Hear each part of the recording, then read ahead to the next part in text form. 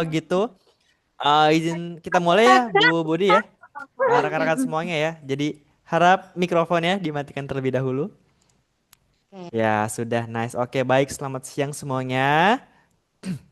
Yang ya. terhormat kepada Ya. Ibu Budi sebagai Iya. kuliah pakar narasumber pada kesempatan siang hari ini kita akan belajar ya, mendengarkan langsung nanti kuliah pakar. Ada yang tahu nggak tema Kok siang tidak hari ini apa? bisa? Menarik banget loh buat remaja loh. Sangat sangat sangat begitu menarik materi pada siang hari ini. Apa materinya? Kesehatan Kesehatan reproduksi remaja. reproduksi pada. Betul, kesehatan reproduksi remaja. Apa itu? Nanti kita akan mendengarkan langsung ilmunya langsung dari Ibu Budi, oke? Mungkin di sini ada yang belum kenal dengan saya. Perkenalkan ya, saya Mas Gufron. Yang Kak Gufron di sini akan menemani 60 menit ke depan kita akan belajar langsung kuliah pakar bersama Ibu Budi. Ya mungkin sebelum kita mulai, alangkah baiknya biar lancar, biar dipermudah kita berdoa sesuai dengan agama dan kepercayaannya masing-masing. Berdoa dimulai.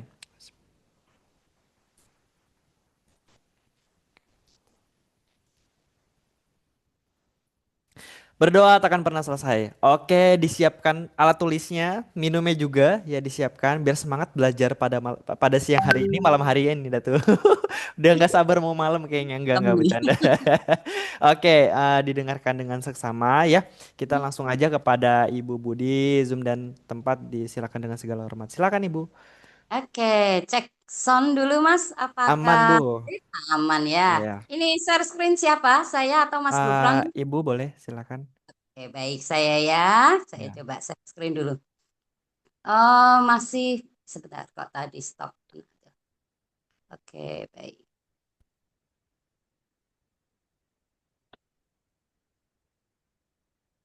Nah, Oke ya. Baik, selamat siang. Biasanya kita ketemu malam-malam gitu ya, Mas. iya Bu. Makanya Tuh. auranya tuh Hmm. beda gitu.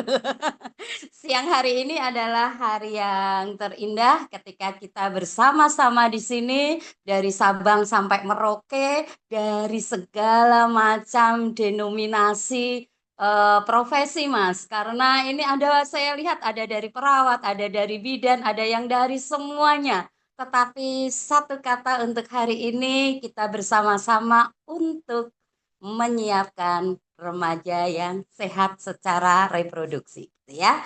Baik, adalah hal yang menarik ketika kita bertemu di sini.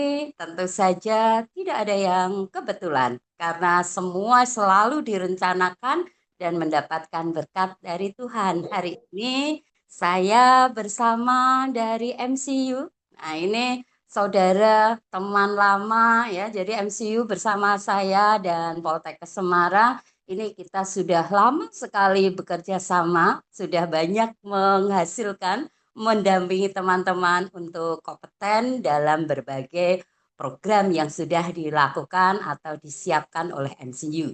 Nah, spesial hari ini kita akan masuk ke kuliah pakar.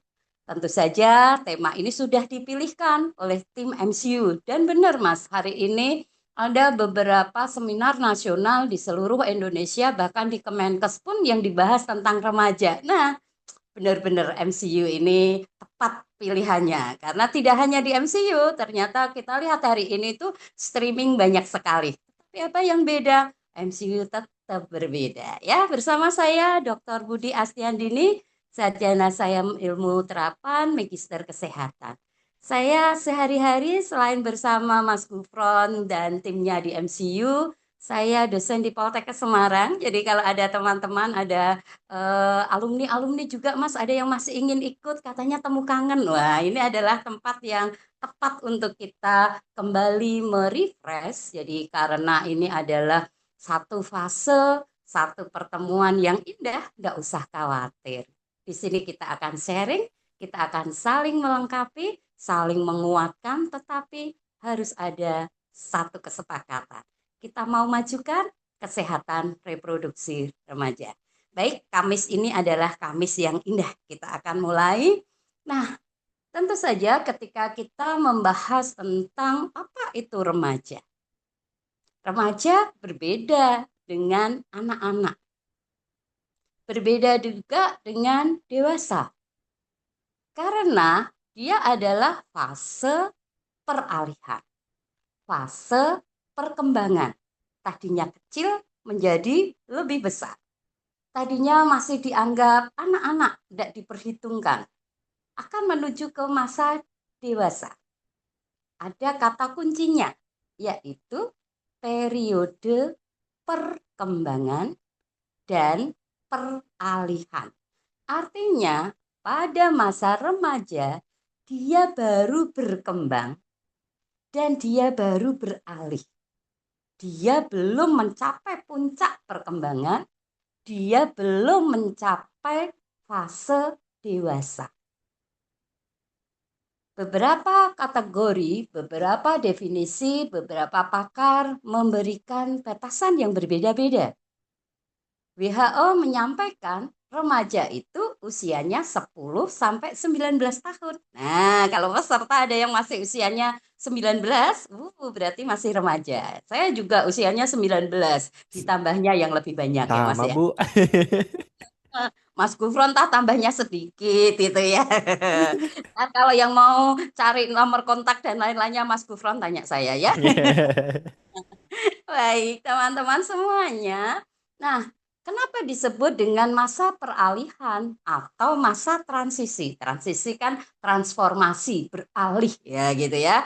Beralih karena ada yang berubah secara biologis. Biologis berarti tubuhnya. Wah, nanti bisa dicek lagi ya. Coba lihat foto album kenangan. Foto reuni TK itu ada nggak ya? Kasihan guru TK loh, Mas. Setiap kali reuni itu adanya SMA gitu ya. Kalau reuni TK kok nggak ada ya? Coba kalau kita punya ya, ada bedanya nih transformasi tubuh kita. Tubuh kita dari yang kecil menjadi besar gitu ya. Nah, ini perubahan secara biologis. Kemudian secara psikologis. Ketika anak itu identik dengan segala sesuatu copy paste dari apa yang dia lihat dalam keluarga atau orang yang mengasuh. Sehingga dikatakan anak itu adalah pengkopi yang paling baik dalam kehidupannya. Ketika keluarganya baik, dia akan copy itu menjadikan sesuatu menjadi baik. Secara psikologis pun dia akan meniru. Oh, orang tuaku itu orangnya lemah lembut, maka dia akan seperti itu. Ketika di dalam keluarganya berantem terus, nah ini secara psikologis pun dia tidak akan mendapatkan satu posisi yang mantap. Kemudian transisi sosial. Mengapa dikatakan transisi sosial? Orang ketika masuk dewasa, maka dia secara sosial akan dihargai. Dihargai cara dia berpendapat, dihargai ketika dia datang, penampilan dan segala sesuatunya diperhitungkan. Nah, fase ini seringkali menjadi satu hal ciri utama dari remaja. Kapan sih dikatakan remaja? Apakah benar hanya batasannya usia saja? Tidak juga. Dibatasi dengan pubertas. Apa pubertas? Pubertas adalah fase di mana kita berpindah dari fase anak-anak ke fase dewasa yang di situ ada pertumbuhan yang cepat di area seksual kita. Ya, ada hormon yang terpacu di situ. Anak laki-laki dia mulai tumbuh jakunnya, gitu ya. Ada kumis-kumisnya, dadanya lebih bidang, suaranya lebih gede gitu ya. Kemudian puncaknya pubertas pada anak laki-laki adalah kita sebut dengan mimpi basah. Beda dengan perempuan, perempuan itu akan mengalami perubahan payudaranya mulai membesar, telars ya. Kemudian rambut pubis, rambut pubisnya mulai tumbuh, pubersem. Kemudian di puncaknya adalah menarche atau menstruasi yang pertama kali. Itu awal pubertas. Apakah saat ini usianya 10 sampai 19 tahun? Ini adalah ring yang normal. Tetapi hidup tidak hanya kayak baju saya sama Mas Gufron, hitam putih saja ya Mas. Kita hari ini seragamnya hitam putih ya Mas ya. Oh Nah, iya. ternyata iya. Ternyata hidup itu ada abu-abu juga. Kadang-kadang Kenapa ada ya? ada yang mengalami pubertas lebih awal, disebut dengan pubertas precox. Ada juga yang disebut pubertasnya lebih lama, disebut dengan pubertas tarda, terutama pada perempuan. Ketika usia 8 tahun dia sudah menars, sudah menstruasi yang pertama, dia masuk ke masa remaja. Usia 17 tahun dia belum menstruasi, belum menars, ya dia belum masuk remaja. Tubuhnya sudah benar remaja nih Bu, ya tapi syaratnya belum terpenuhi. Syaratnya tidak hanya umur, syaratnya adalah ada tanda pubertas. Kenapa seperti itu? Kalau syaratnya belum terpenuhi, maka kematangan seksual dan hormonalnya belum mengindikasikan dia masuk ke masa remaja. Nah, ternyata ketika terjadi perubahan di dalam tubuhnya, anak-anak ini sebenarnya bingung. Pada satu sisi dia lihat tinggi badannya, kadang-kadang itu mamahnya lebih pendek daripada anak remaja. Kadang-kadang ada yang papahnya juga lebih pendek dari anak remaja. Badannya lebih kekar, ada juga yang lebih besar gitu ya. Sehingga pada saat itu kadang-kadang kalau dilihat secara fisik, remaja ini mirip-mirip dengan dewasa. Sehingga orang di sekitarnya menganggap dia adalah dewasa. Karena dilihat dari postur tubuh. Namun, jauh di dalam lubuk hatinya, anak-anak itu ya masih anak-anak. Remaja itu masih fase mencari, fase peralihan, fase perkembangan. Itu yang membedakan. Secara umum orang selalu memperlakukan remaja itu karena sudah besar, sudah tinggi, dikatakan dia sudah dewasa. Sudah besar, nggak boleh begini, nggak boleh begitu. Sudah besar, kamu harus bisa ini, harus bisa itu.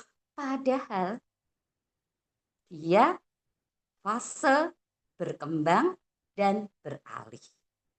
Sehingga dia bingung, aku harus seperti apa? Nah, mari kita lanjutkan.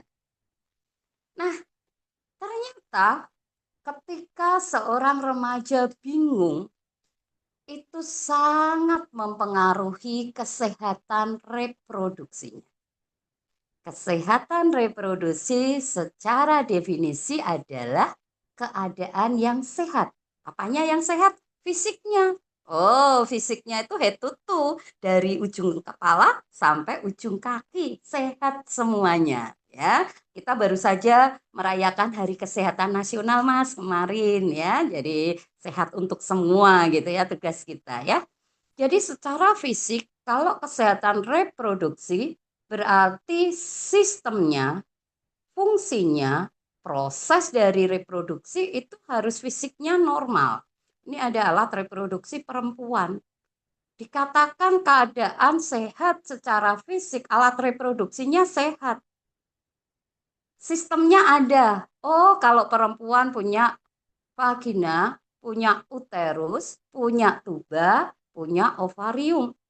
Kalau laki-laki tentu saja dia punya penis, dia punya testis, dia punya vas deferensnya. Nah, kalau punyanya misalnya pada perempuan nih, tubanya hanya satu, yang satunya paten atau nutup. Nah, berarti dia juga nggak sehat. Oh, ternyata ovariumnya hanya satu, berarti juga bermasalah. Secara sistem, dia bermasalah. Secara fungsi, apakah remaja setelah dia masuk fase remaja menstruasinya teratur? Karena tadi ciri utama reproduksi remaja adalah menars. Kalau dia hanya menstruasi sekali seumur hidup, kemudian tidak menstruasi lagi, nah punya alat reproduksi fungsinya tidak bagus. Pada anak laki-laki, dia bisa memproduksi sperma. Dan dia bisa keluar mimpi basah itu tidak hanya sekali, tetapi pertama kali berarti dia adalah tanda awal remaja. Setelah itu akan berulang. Nah, tergantung pemicunya apa. Yang kedua adalah secara fisik proses reproduksinya. Apakah seseorang itu bisa menghasilkan generasi selanjutnya? Namanya itu kembali produksi, membuat lagi. Kalau manusia, ya membuat lakinya membuat manusia ya kan, karena kita manusia, masa kita melahirkannya ikan ya, nanti ikan dalam kolam kan beda kita ya. Nah, kita mereproduksi ya berarti meneruskan generasi yang sehat. Indonesia inginnya adalah generasi yang emas, bukan generasi cemas. Dimulai dari kesehatan reproduksi. Silahkan cek diri sendiri. Apakah kita punya alat reproduksi yang normal? Yang kedua, apakah alat reproduksi kita berfungsi? Yang ketiga, apakah kita berusaha pada saatnya nanti proses reproduksi akan berjalan dengan tepat dan baik? Apa buktinya? Buktinya kita bisa menghasilkan generasi sehat, generasi cerdas, generasi emas. Nah, itu adalah kesehatan reproduksi. Jadi secara fisik kita punya alatnya, ada sistemnya, ada fungsinya, dan punya proses yang bisa menghasilkan kualitas bagus. Apakah hanya fisik saja? Enggak. Orang dikatakan reproduksinya normal, kalau secara mentalnya dia juga normal. Ketika kita belajar di sesi UKOM gitu ya, beberapa kasus kita temukan ada beberapa orang yang mengalami orientasi seks yang salah, terganggu gitu ya. Ada orang yang suka melakukan hubungan seks dengan mayat sehingga dibunuh dulu baru diperkosa. Nah, ini secara mental dia kesehatan reproduksinya nggak sehat. Alatnya ada, sistemnya ada, fungsinya yang salah karena dia dipengaruhi oleh mentalnya. Ada beberapa kasus orang yang suka melakukan hubungan seksual dengan korban yang lebih kecil, maka namanya pil ya. Oh, dia pedofilia. Oh iya ya, karena korbannya pil kecil-kecil. Nah, itu berarti kesehatan reproduksi tidak bermasalah di fisik, tetapi bermasalah di mental.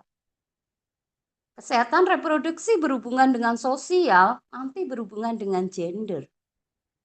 Ada beberapa orang katakan bahwa laki-laki harus gentle, laki-laki harus pemberani, nggak boleh nangis. Perempuan harus lemah lembut, harus cantik ya. Nanti yang cantik boleh kasih lope-lope ke saya ya, yang manis boleh kasih lope-lope saya ya. Oke. Baik, kita adalah perempuan sehingga secara sosial orang beranggapan kalau perempuan itu harus tampil secara bersih. Tapi yang paling penting di dalam kesehatan reproduksi sosial kita adalah menjaga alat reproduksi kita sesuai dengan perannya. Kalau dia perannya remaja, jangan digunakan sebagai seks pranikah.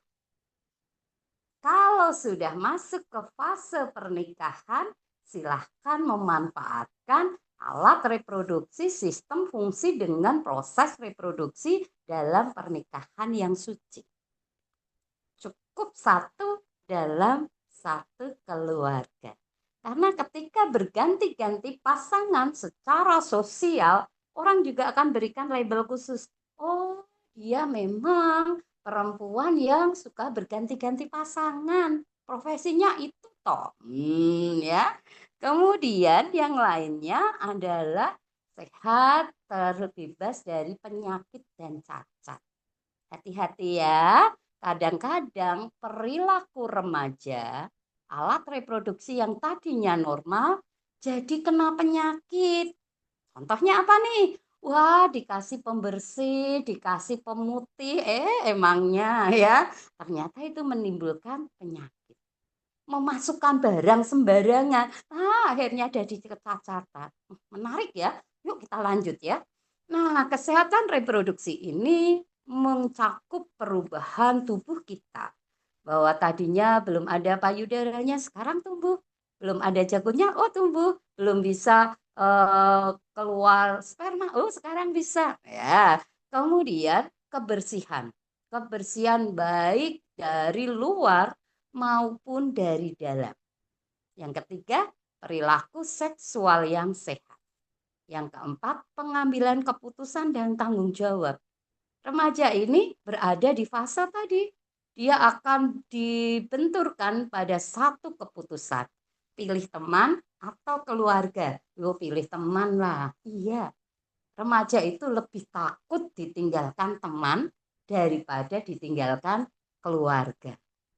Karena memang fasenya adalah fase untuk peer group. Fase berorientasi dengan teman-teman. Nah, kita mau lanjut nih. Kalau kita sudah tahu bahwa remaja itu terjadi perubahan alat reproduksinya, sehingga kesehatan reproduksinya perlu dijaga. Apa nih kata kuncinya? Ya, ada beberapa aspek kata kunci di sini. Saya pilih tiga saja supaya kita mudah mengingat. Yang pertama, pubertas dan perubahan fisik. Karena tadi dikatakan pubertas kalau dia fisiknya sudah berubah. Menstruasi, mimpi basah itu adalah tanda seks primer. Ada seks sekunder? Ada. Makanya ada tanda pubertas lainnya, yaitu tanda seks sekunder. Contohnya wanita, payudaranya besar, pubersem, ya pinggulnya menjadi bentuknya seperti biola kayak ya. Kulitnya lebih halus gitu ya. Suaranya merdu. Waduh, kalau saya suaranya sudah eh, merdunya sudah sekian puluh tahun yang lalu ya. Jadi serak-serak berlewat itu ya pubertasnya. Baik. Nah, ini adalah kunci kesehatan reproduksi remaja. Yang pertama, paham dulu. Ada beberapa kasus, Mas. Beberapa penelitian itu yang baik saya lakukan maupun dilakukan oleh beberapa ahli itu mengatakan banyak remaja yang tidak tahu kapan dia menstruasi, apa itu menas, apa itu mimpi basah. Ketika dia tidak tahu, begitu sampai ke titik harinya, dia stres, dia takut, dia gelisah. Nah, kalau sudah seperti itu, kadang orang tua juga mempengaruhi. Orang tua tidak suka atau belum banyak aware untuk menceritakan kesehatan reproduksi. Sehingga remaja cari sendiri, sak suka-sukanya, sak dapat-dapatnya. Nah, ini tugas kita. Kita sebagai tenaga kesehatan, kita sebagai orang tua, kita sebagai remaja, ayo pahami bahwa untuk menjadi remaja memang tubuhnya berubah. Akan ada menstruasi, akan ada mimpi basah pada laki-laki. Kemudian kunci kesehatan yang kedua, jaga kebersihan dan gaya hidup. Menjaga kebersihan tidak boleh berlebihan. Karena secara fisiologi Tuhan sudah membentuk anatomi kita tepat.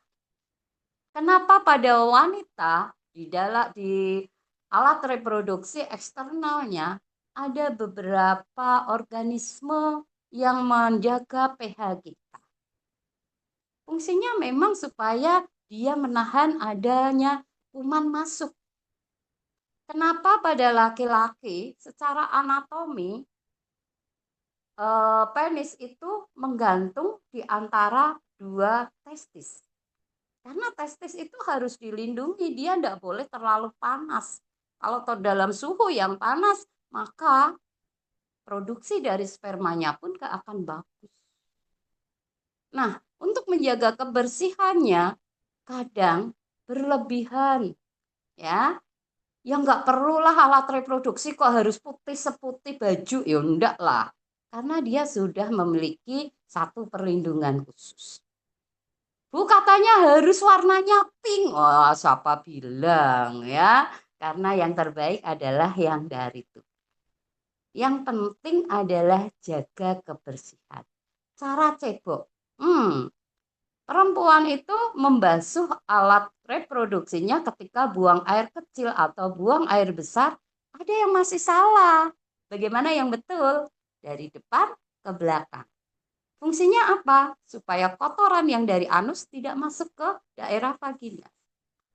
Nah, ini harus dibiasakan dan harus diajarkan.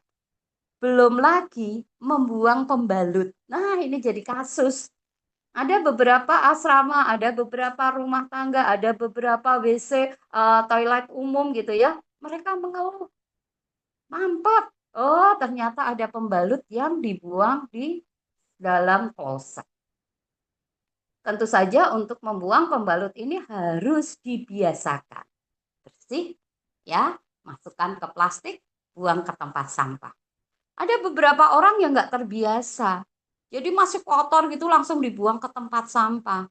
Kasihan kalau Bapak Ibu yang cleaning service-nya beda jenis kelamin.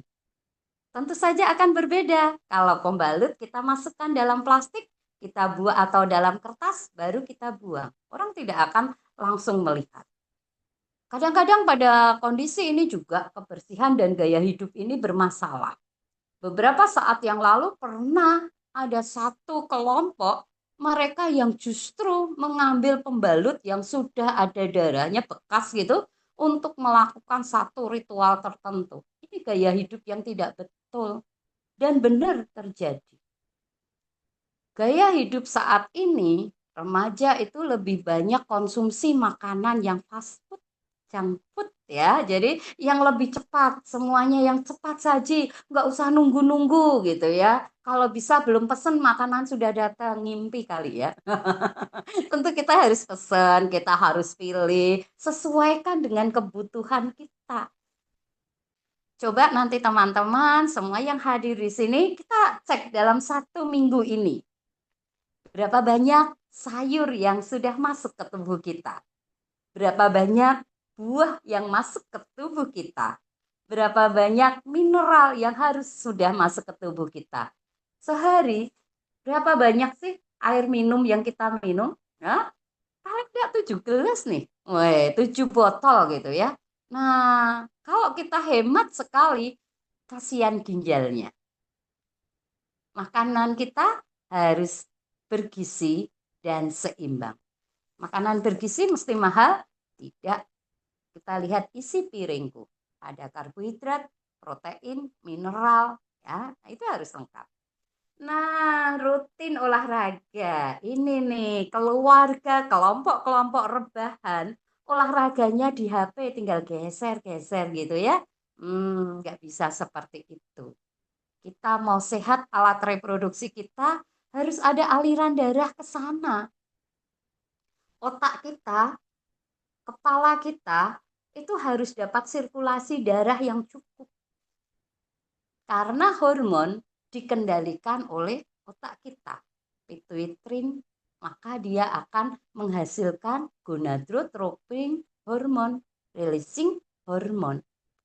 Kalau otak kita, kepala kita, nah, itu enggak banyak oksigennya, enggak banyak peredaran darahnya, anemi, lah ya sudah. Maka yang masuk ke alat reproduksi kita juga sedikit. Stres, nah hidup ini di zaman sekarang ternyata remaja lebih banyak yang stres dibanding dulu, Mas. Oh ya, nanti kita lihat hasil penelitiannya.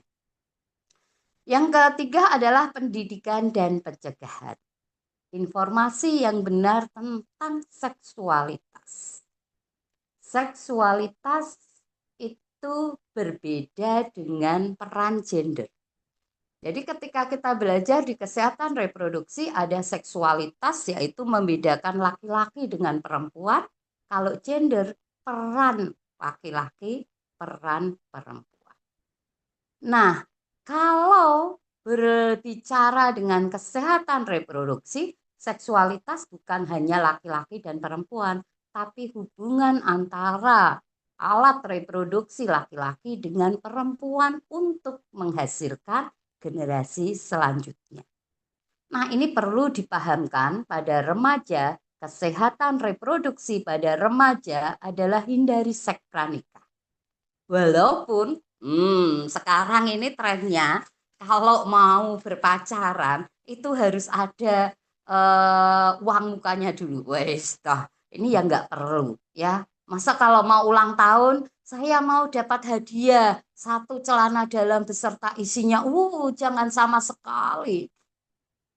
Ketika orang sudah tidak menghargai tentang seks pranikah, ia sangat menginginkan hal itu, maka pernikahannya tidak lagi pernikahan yang suci.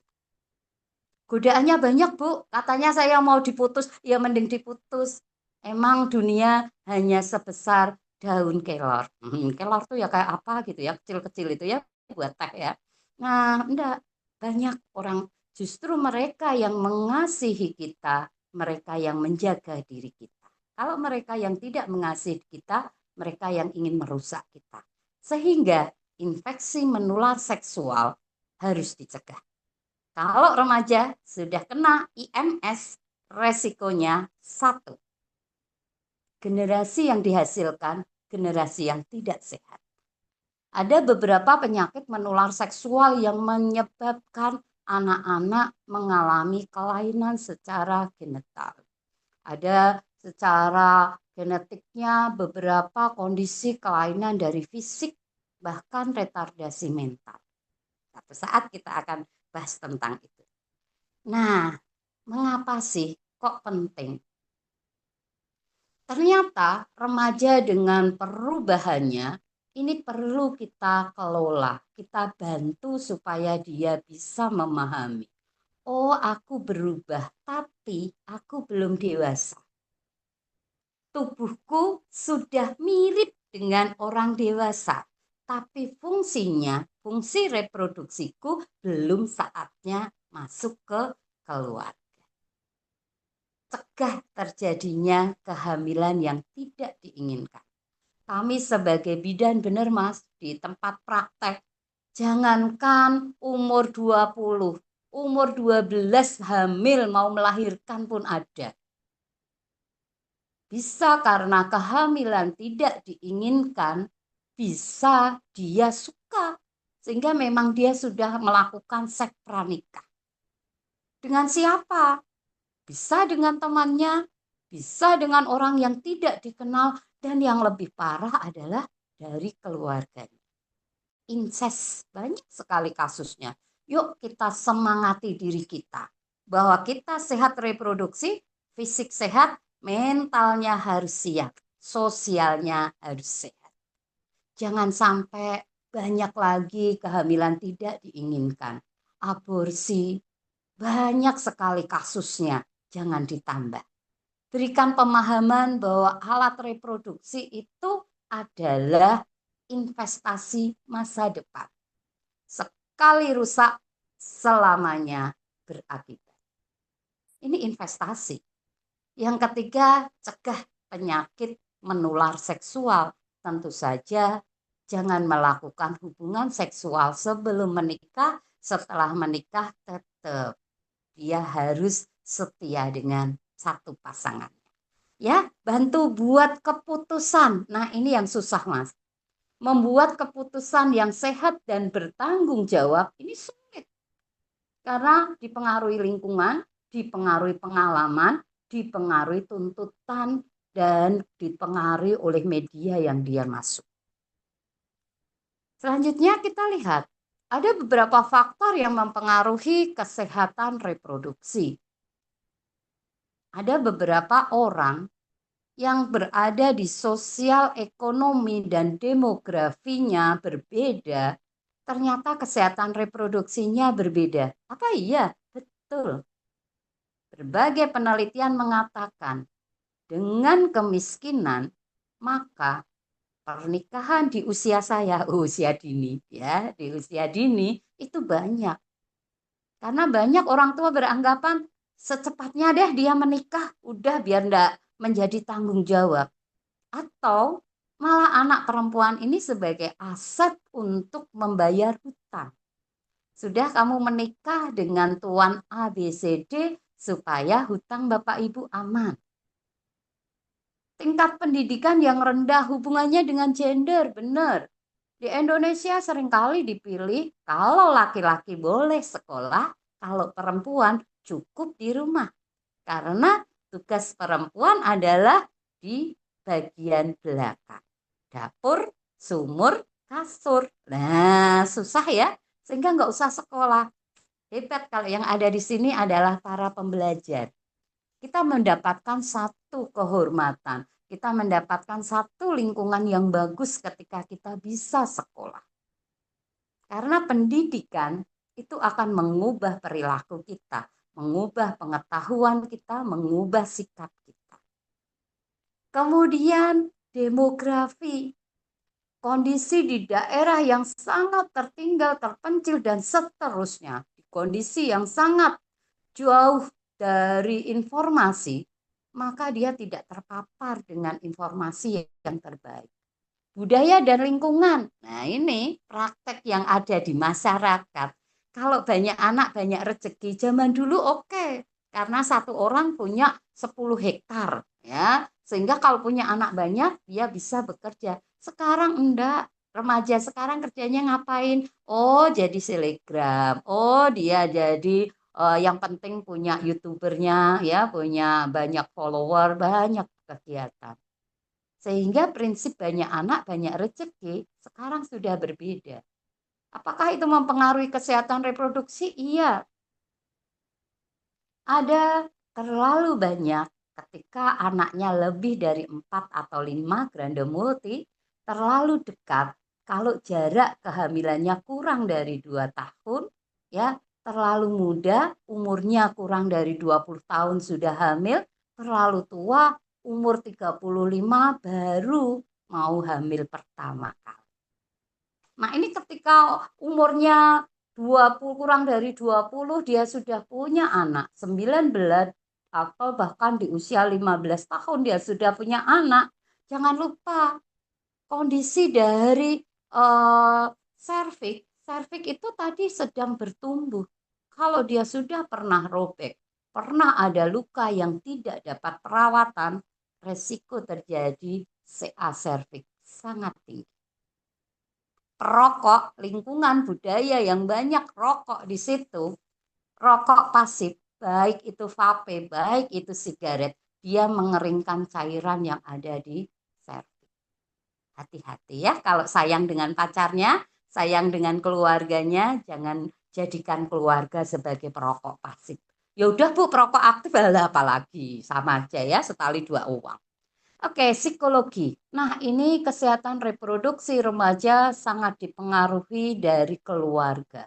Ketika keluarga itu broken home, maka dia nggak akan memperhatikan kondisi tubuhnya. Dia pun lihat, nggak usah diurusi lah, tubuhku ngapain diurusi, tak lihat keluargaku juga seperti itu. Belum lagi depresi dan paparan dari audio visual. Saat ini internet, media, semua platform bisa diambil, bisa dilihat. Tetapi tidak semuanya betul. Kemampuan kita untuk memilih, mengambil keputusan itu sangat penting. Faktor biologis memang ada beberapa yang cacat sejak lahir. Kondisi ini mempengaruhi kesehatan reproduksi kita. Nah, saya gambarkan di sebelah itu ada gambar bahwa ternyata dunia cepat berubah. Zaman dulu kalau main sepak bola ya di lapangan, kadang-kadang pakai plastik gitu ya, pakai bola plastik atau tas kresek dibulet-bulet gitu ya. Tetapi sekarang enggak, anak balita saja sudah bisa main bola lewat game. Nah, ini ya. Nah, secara biologis ketika ada orang-orang yang dilahirkan dengan permasalahan baik hormonal, baik anatominya bermasalah, maka kesehatan reproduksinya bermasalah. Apakah itu menutup masa depan? Enggak. Kita masih punya solusi. Cari ahlinya, sharing, kita dapatkan jawaban. Nah, ini beberapa yang menjadi akar permasalahan. Akar permasalahannya adalah kurangnya pengetahuan. Informasinya banyak, semuanya tinggal diambil, semuanya yang menawarkan ini, itu. Ayo masuk keranjang kuning, keranjang hijau, dan seterusnya. Belum lagi satu gambaran hero, satu gambaran orang dikatakan baik, orang dikatakan sukses, orang dikatakan gentle kalau dia merokok, kalau dia berani tawuran pakai pedang, pakai penyalahgunaan obat, wah, dan seterusnya. Ini adalah informasi global, paparan media yang sangat harus diperhatikan karena dia mengganggu kesehatan reproduksi kita. Salah mengakses reproduksi kita rusak, baik fisik, mental, maupun sosial. Namun kebanyakan remaja tidak punya pengetahuan yang betul. Seringkali semuanya dianggap betul. Ini perlunya ada tenaga kesehatan. Ini beberapa masalah dampaknya ya. Kalau dilihat dari kehamilan remaja usia 15 sampai 19, 25,8%. Banyak ya. Aborsi, perkawinan, HIV, AIDS, semuanya adalah karena kurangnya pemahaman, pengetahuan, dan sharing yang tepat, channel yang tepat. MCU ini merupakan tempat yang tepat. Nah, ini adalah studi kasus dari PKBI Jawa Tengah, hubungan seks pranikah benar-benar banyak, tapi jangan ditambah. Hamil pranikah banyak, jangan ditambah. IMS, aborsi banyak. Tugas kita stop di situ. Yuk kita jadikan remaja kita adalah remaja yang sehat dengan bagaimana? Cegah dulu, edukasi.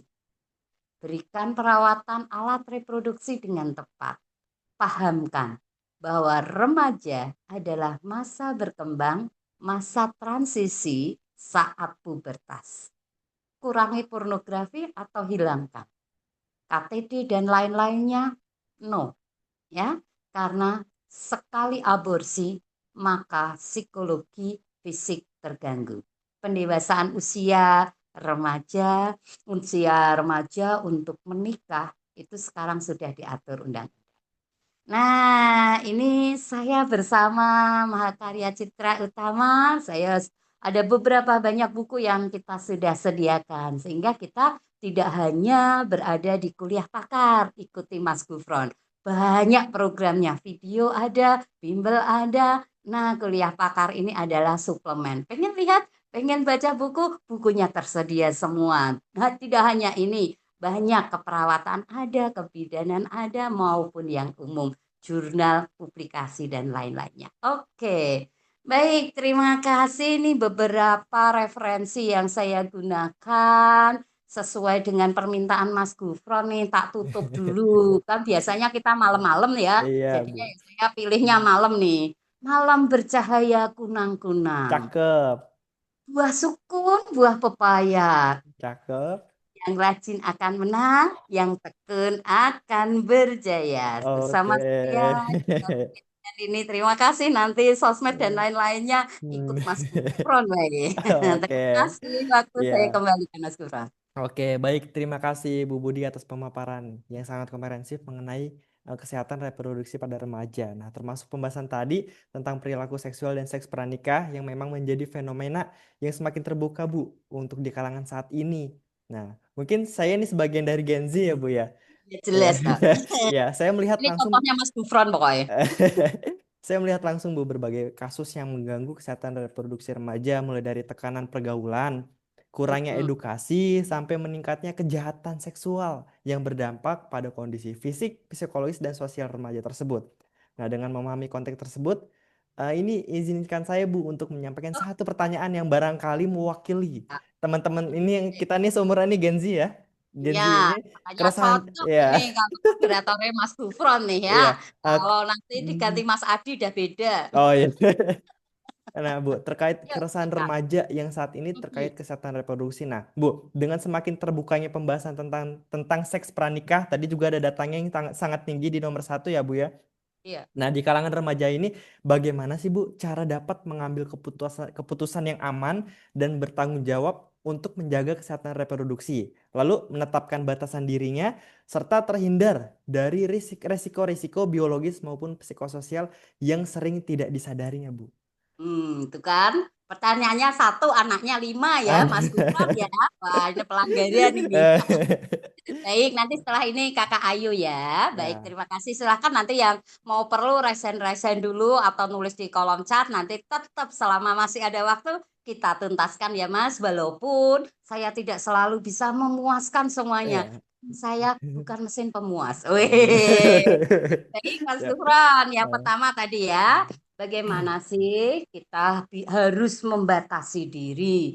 Bagaimana kita bisa mengambil keputusan? Yang pertama adalah pengetahuan dulu. Kita tahu dulu, siapa sih kita? Makanya tadi saya katakan, ketika remaja, kita belum dewasa. Kita bukan orang dewasa. Tubuh kita sudah remaja, tapi fungsi kita bukan papa-papa, mama-mama. Walaupun ketika pacaran sudah mami, papi, alah yo salah itu. Ya, kalau sudah mami-mami, papi-papi ya bajunya dilepas semua nanti. Ya, jadi enggak seperti itu. Yang pertama pahami dulu siapa kita. Oh, aku remaja. Aku remaja akhir. Ya, sehingga tugasku adalah jaga alat reproduksiku. Bagaimana aku menjaganya? Jaga fisiknya, tubuhnya dari kebersihannya, jaga mentalku. Jadi pikiranku itu yang ngeres-ngeres, pikiran yang jelek-jelek, pikir. eh, maaf Bu, kemute. Maaf Bu. Iya, ini tadi Oh iya, ya, sorry sorry. lanjut Bu. Oke, kita komit ya tadi ya. Oh iya, saking keliru ya Mas. Baik, kita mulai lagi. Jadi yang pertama tadi, kenali dulu siapa kita. Setelah kita tahu siapa kita, karena kita bukan orang yang sudah dewasa. Yang kedua adalah kenali bagaimana cara menjaga alat reproduksi kita. Secara fisik, kita harus tahu. Oh, yang betul adalah jaga kebersihannya. Yang kedua, perilaku kita. Ya, kalau perilaku kita malah merusak alat reproduksi, stop. Keputusannya itu. Oh, cara berpacaran kita ternyata malah seks pranikah, stop. Oh, ternyata lingkungan temanku itu senangnya menggunakan narkoba, stop. Nah, ini adalah pengendalian diri. Keputusan harus segera diambil sebelum alat reproduksi kita rusak.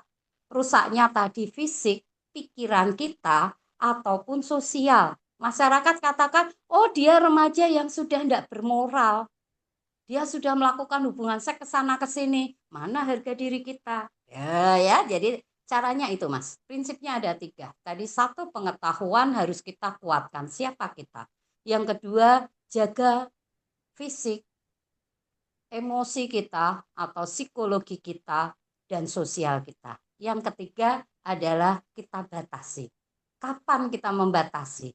Kalau itu sudah kita bayangkan, oh melakukan hubungan seksual sebelum nikah, berarti stop. Sebelum dia masukkan alat reproduksi ke reproduksi lain, stop. Oh, kamu harus pakai alat kontrasepsi. Stop. Belum saatnya, belum punya pasangan, enggak usah pakai alat kontrasepsi. Dan seterusnya. Jadi, bagaimana kita mengambil keputusan? Ya, pengambilan keputusan butuh kesadaran diri. Cari teman yang bagus, cari lingkungan yang sehat. Lingkungan yang toksik akan merusak kita. Tapi lingkungan yang hebat seperti di sini adalah lingkungannya lingkungan pembelajar. Pasti ada manfaatnya.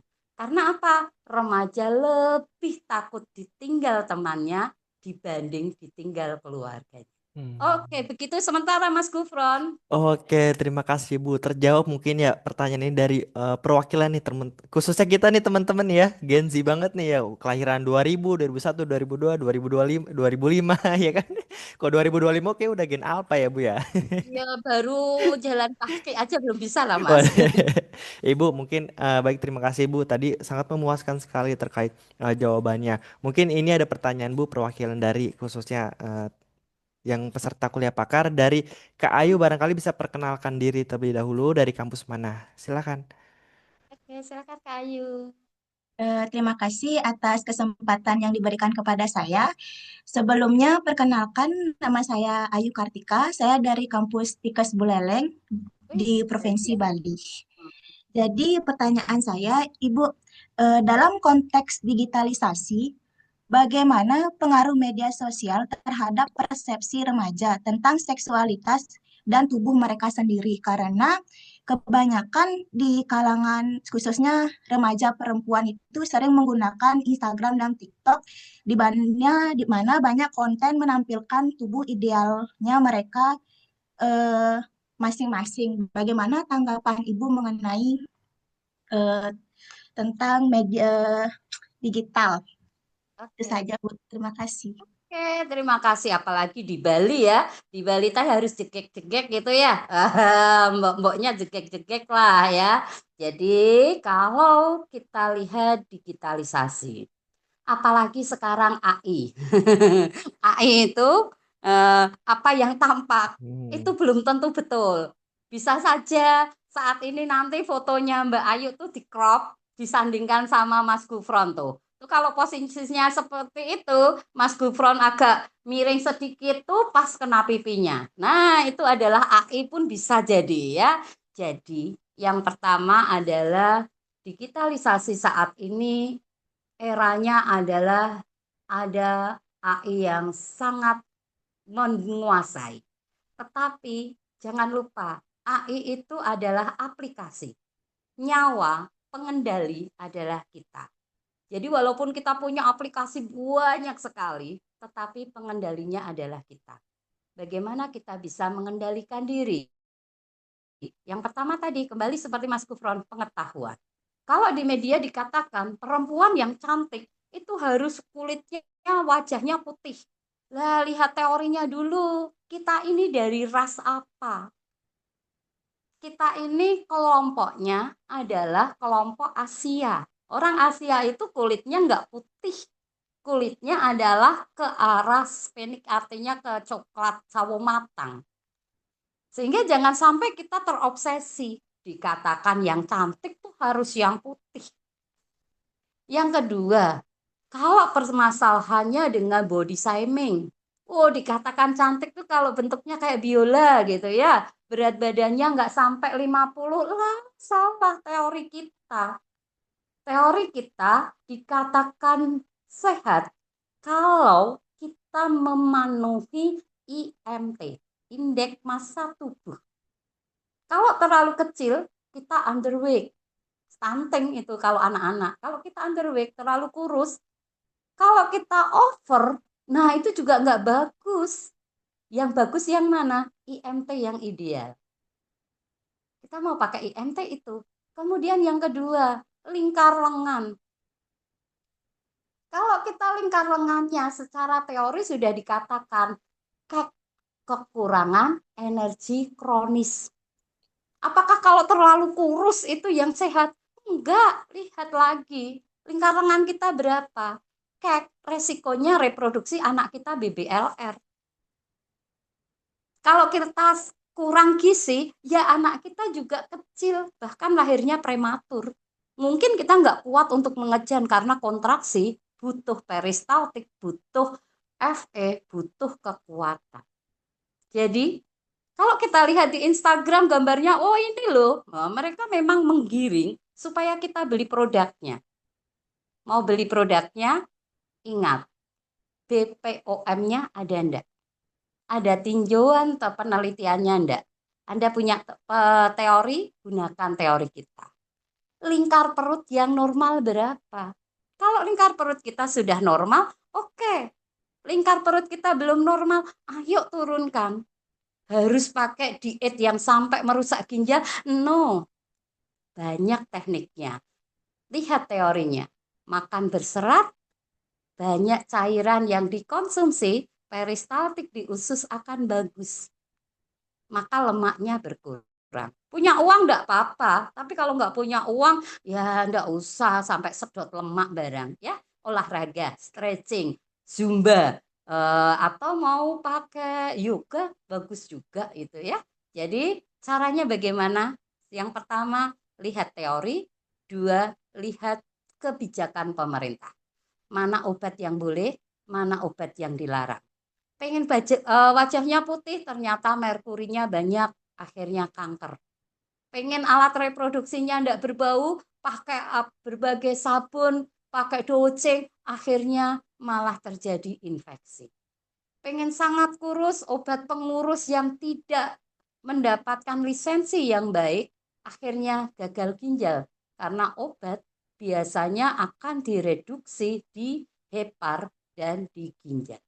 Jangan sampai karena pengen kurus, ginjalnya rusak. Saya punya beberapa penelitian dan kasus saya pernah dapatkan beberapa pasien saya, dia akhirnya mengalami hal yang fatal karena menggunakan diet yang berlebihan, menggunakan obat pencahar, obat untuk mengeluarkan cairan secara tidak normal. Ya, oke, sementara begitu Kakak Ayu, satu keuntungan kita sebagai tenaga kesehatan karena kita tahu. Kalau ada yang kita belum tahu, cari buku yang sumbernya yang terbaik. Yang kedua, pastikan sesuai dengan aturan pemerintah, ada BPOM-nya. Oke, begitu. Oke, gimana Kak Ayu? Baik, Ibu, terima kasih atas jawaban yang luar biasa. Semoga pelajaran yang Ibu sampaikan bisa diimplementasikan di kalangan anak remaja, terutama pada Zoom kuliah pakar hari ini. Terima kasih, Ibu.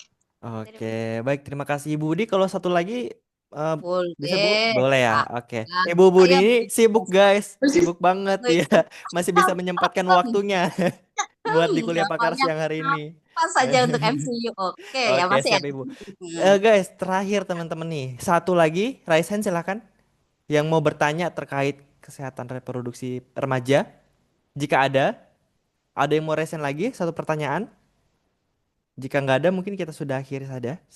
Di kolom chat ada satu Oh, yang ada belum. nih. Oke, Mas Alfandi, silakan Mas. Perkenalkan diri dari kampus mana? Oke, silakan Kakak. Oke, baik, selamat sore. Apakah suara saya terdengar? Terdengar. Wah, jelas sekali. Silahkan Kakak. Oke, baik. Sebelumnya perkenalkan nama saya Alfandi Ligu. Saya dari Universitas Citra Bangsa Kupang. Saya prodi farmasi. Oke, siap. Nah, ini nanti Pertanyaan lagi saya, sih. izin bertanya, Ibu tadi sempat bicara tentang edukasi tentang kontrasepsi. Nah, kan kontrasepsi ini kan berpengaruh juga tentang bagaimana di saat remaja menggunakan kontrasepsi dan lain sebagainya. Karena memang seperti yang kita ketahui bersama bahwa ada beberapa anak yang pergi ke apotik dan beli kontrasepsi, terus untuk Bebas. menggunakannya tidak tahu penggunaannya seperti apa dan sebagainya. Nah, tapi pertanyaan di sini itu apakah edukasi kontrasepsi pada remaja itu meningkatkan perilaku seksual atau justru membantu mereka membuat keputusan yang lebih bertanggung jawab? Jadi itu adalah pertanyaan yang mungkin sering kita pernah dengar sama-sama kalau harus ada Nggak edukasi tentang terpisah kontrasepsi, gitu ya, tapi Mas ya. takutnya ya. Oke, thank you. Tuh kan Mas Gufron seneng tuh dapat temennya. Tadi mau nanya tentang itu kondom dia sebenarnya. Ya, aku tahu yang kau mau. Ya, baik teman-teman, sekali lagi saya sampaikan di kesehatan reproduksi itu tidak membahas tentang pornografi. Jadi apa yang saya sampaikan, saya menyebutkan alatnya dengan tepat namanya, bukan untuk pornografi, karena itu ilmu. Ketika kita tidak menyebut dengan betul, itu malah semakin pengetahuan yang salah. Ada beberapa orang yang mengatakan vagina diganti dengan dompet, lah nanti jadi masalah. Mosok dompet diisi uang, nanti vaginanya diisi uang, ya dan sebagainya. Itu ada kapan-kapan ya kita sambung lagi. Kita lihat dari Kak Alfadi tadi. Satu, nah ini menarik ketika beliau adalah dari sisi farmasi. Farmasi itu berhubungan dengan obat, berhubungan dengan sediaan, dan ini sangat penting untuk disampaikan, Mas. Nah, apakah alat kontrasepsi itu perlu disampaikan? Perlu. Tetapi siapa yang menyampaikan? Harus expert, harus ahli. Nggak bisa setiap orang asal menyampaikan, kan di Alfamart, di toko-toko, di warung-warung, kita mau beli kondom seperti apapun ada. Indonesia masih tidak seperti di luar negeri, Mas. Ketika saya berada di Thailand, di sana ada yang namanya kondom itu ATM, ATM kondom. Kemudian di luar negeri itu kondom tuh ada ukurannya S, M, L, XL, wah, kayak gitu ya. Tetapi kalau di Indonesia itu dipukul rata. Nah, apakah perlu ya kesehatan reproduksi membahas tentang alat kontrasepsi? Kita hanya menyampaikan esensi dari kontrasepsi. Kontra itu menolak, mencegah. Konsepsi pertemuan telur dengan sperma. Artinya, alat kontrasepsi adalah alat untuk mencegah pertemuan telur dan sperma. Apakah perlu disampaikan pada remaja? Perlu. Karena itu tadi, Ada beberapa remaja, begitu dia menstruasi, dia langsung hamil.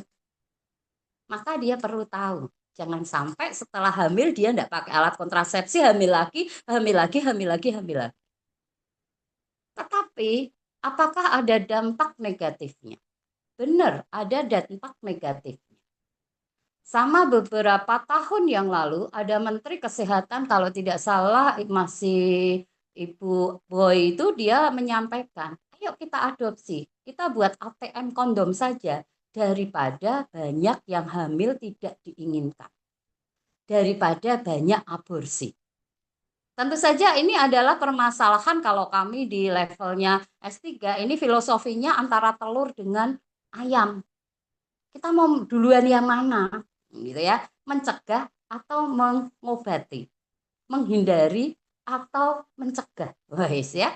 Jadi harapannya yang terbaik, tentu saja hal itu dulu beberapa tahun yang lalu memang terjadi perdebatan dengan kaum ulama ya, memang nggak boleh menurut mereka karena itu melegalkan. Padahal sisi dari kesehatan adalah mencegah adanya kehamilan yang tidak diinginkan dan aborsi. Sekarang pilihannya ada di kita. Kita ada nasi di piring. Tujuan kita untuk apa? Apakah hanya cukup mengenyangkan perut kita, ataukah kita makan nasi itu sesuai dengan kebutuhan kita, atau supaya nasi itu tidak basi? Gampangnya seperti itu. Jadi, alat kontrasepsi itu perlu kita berikan, kita beritahukan supaya mereka tidak salah.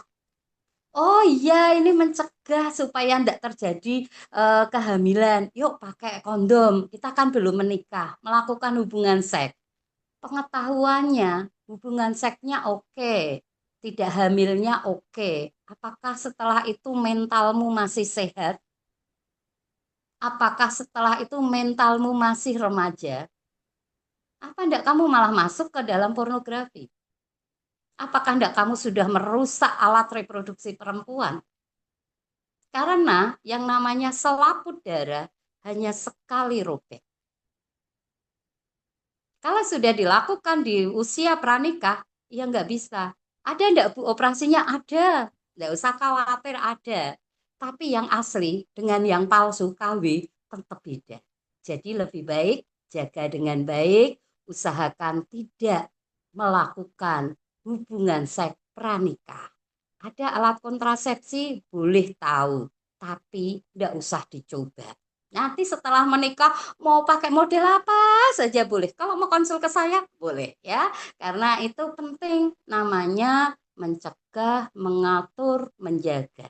Tetapi kalau dia tidak dimanfaatkan dengan betul, resikonya kesehatan reproduksi rusak. Pilih mana? Kalau saya tetap tak ceritakan, ini loh kondom, manfaatnya ini loh pil KB, fungsinya ini. Kalau terjadi pemerkosaan pun, saya berikan kontrasepsi untuk mereka yang baru saja diperkosa. Kalau kurang dari 2 hari, masih ada tenaga kesehatan punya metodenya. Kita masih legal untuk itu. Tapi, walaupun saya bisa kasih obat dia supaya perempuan itu tidak hamil, tapi apakah masih utuh? Apakah dia tidak punya trauma? Traumanya lebih ngeri. Survei mengatakan korban dari pelecehan seksual dia akan menjadi pelaku dan lebih kejam. Itu surveinya seperti itu. Oke, tetap semangat ya. Pilihannya ada di Mas Alfandi. Kalau saya informasi boleh, tetapi jangan lupa lihat pengetahuan, lihat manfaatnya karena kita mau jaga alat reproduksi kita, fisik, mental kita, pikiran kita harus tetap baik, sosial kita mau jadi remaja terhebat, remaja yang cemerlang karena prestasi, bukan karena dibully maupun karena disingkirkan dari adaptasi yang salah. Oke, begitu. Terima kasih.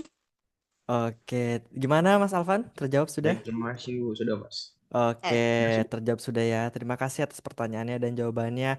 Apapun itu yang sudah kita miliki, nggak perlu pusing untuk merubah sana sini. Tetap yang terbaik adalah hasil ciptaannya. Nah, hasil ciptaannya tetap yang terbaik. Kita hanya menjaganya ya, oke. Oke, nggak terasa ternyata sudah jam 3 sore waktu Indonesia Barat ya. Siap. Nggak terasa sekali. Tadi udah ada 3 pertanyaan, salah satu dari saya dengan dua tadi dari peserta kuliah pakar pada kesempatan sudah sore hari ini ya, dari siang ke sore ya, menjelang sudah sore jam 3 sore mah. Oke, baik, mungkin sudah kita akhiri. Kita foto dulu Bu Budi ya. Oke, Semuanya. siap. Silakan Modelnya dinyalakan kameranya.